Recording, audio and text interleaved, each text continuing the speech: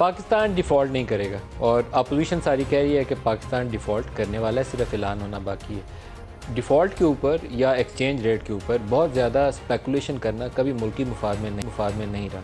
पाकिस्तान के रिज़र्व बहुत तेज़ी से नीचे आए हैं।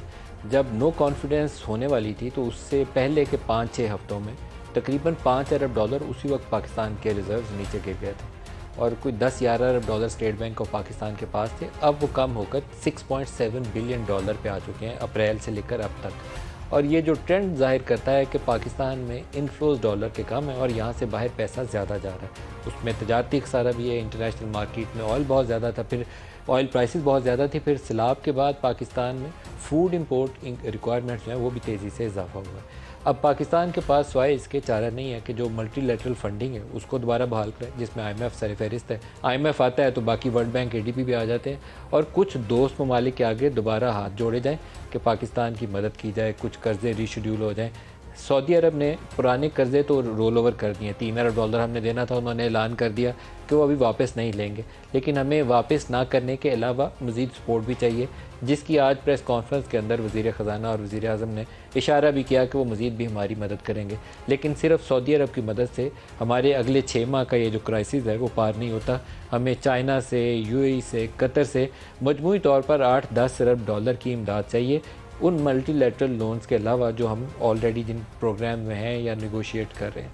तो मजमूई तौर पर $30-32 अरब 30 जून तक की रिक्वायरमेंट है। उसमें अगर तजारती खसारा काबू में रखा जाए, इंपोर्ट्स को चेक रखा जाए और कुछ इंटरनेशनल मार्केट में ऑयल में कमी आई है, $126 फ़ी बैरल से गिरता गिरता अब $75-76 की रेंज में कभी आगे हो जाता है, $2 कभी नीचे आ जाता है, लेकिन 80 से अब नीचे चल रहा है। तो ये काफ़ी ज़्यादा इसमें कुशन पैदा होगा। 40-45-50 अरब डॉलर का $40-50 फ़ी बैरल का ये कुशन पैदा हुआ है, जिससे पाकिस्तान की दरामदी बिल पर भी बोझ कम होगा और इसी तरीके से जो रिटेल प्राइसेस है उसमें इजाफे का रुझान काबू करने में भी मदद मिली है। लेकिन नेशनल पॉलिसी जो आज अनाउंस पॉलिसी है उसके ऊपर अमली इक़दाम आइंदा चंद हफ़्तों में सामने आने चाहिए, ताकि ये जो नर्वसनेस है, पैनिक है करेंसी मार्केट में, उसको एड्रेस किया जाए। अनाउंस पॉलिसी ये है कि हमने डिफ़ॉल्ट नहीं करना, हमने वक्त पे कर्ज़े वापस करने हैं। एक स्कूप बॉन्ड की पेमेंट ड्यू थी वो भी वक्त पे दी और आइंदा भी वक्त पे देंगे।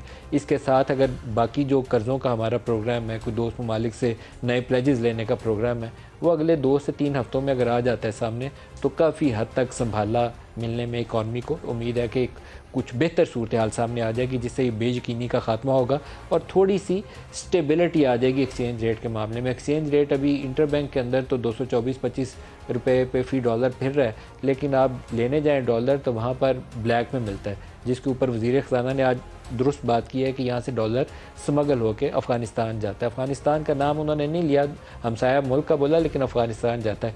कोई ज़माना था जब अमरीकी यहाँ मौजूद थे तो यहाँ पर जब इनफ्लोज आते थे डॉलर के तो पाकिस्तानी मार्केट में आके डॉलर बिका करता था, यहाँ से वो चीज़ें खरीदते थे, वापस ले जाते हैं। अब वहाँ डॉलर नहीं है, पाकिस्तानी मार्केट से डॉलर उधर जाता है या पाकिस्तानी मार्केट से गंदम और फर्टिलाइज़र और दूसरी अशिया जो उनको चाहिए वो ले जाते हैं यहाँ से, और बाकी अपनी ज़रूरियात के लिए डॉलर भी पाकिस्तानी मार्केट से ख़रीद रहे हैं। ये वो चीज़ है जिसको हमने जो बाड़ लगाई थी, फेंसिंग की थी बॉर्डर की, उसके नतीजे में हमें इंश्योर करना चाहिए कि ज़ीरो टॉलरेंस हो, ना यहाँ से अजनास स्मगल हो सके और ना ही यहाँ से डॉलर फॉरेन करेंसी कोई और स्मगल हो सके।